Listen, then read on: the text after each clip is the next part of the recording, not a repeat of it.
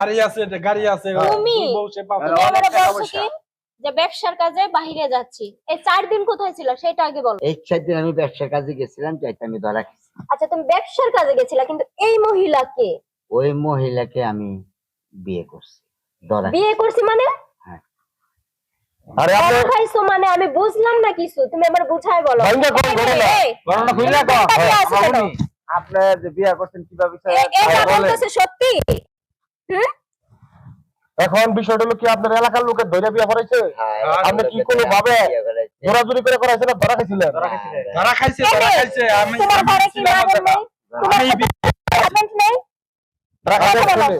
কথা বলো। তোমার কি হাজবেন্ড নেই? না দুষ্ট হয়েছে, আমরা কোন সুদি ঠিক আছে। আমি এখন আপনার উনি মুসলিম মানে আজকে 1 মাস ধরে প্রেম করতেছে। আচ্ছা আচ্ছা তারপরে নিয়ে গেছে রাত্রেবেলায় পার্কে হুম। পার্কে গেছে মুতি এলাকার পোলাপান যাইতেছে ইয়া দেখতে, মানে যাত্রা দেখতে যাইতেছে। যাওয়ার পরে রাস্তায় শব্দ পাইছে, আগ্রহে দেখে অবস্থা খুবই খারাপ। দেখার পরে পোলাপান ধরে আনার পরে এটা একটা বিচার হইছে, পরে তাদের বিচারে এটা রায় দিছে বিয়ে করাই দেওয়ার জন্য। আচ্ছা আচ্ছা আমি বিয়ে করাই দেওয়া হয়েছে, মানে এই সব ভাইয়া বলতেছে। এই যে যেমনটা এই শুনলাম, কাহিনী তুমি আমার কি আপনার- কইছো?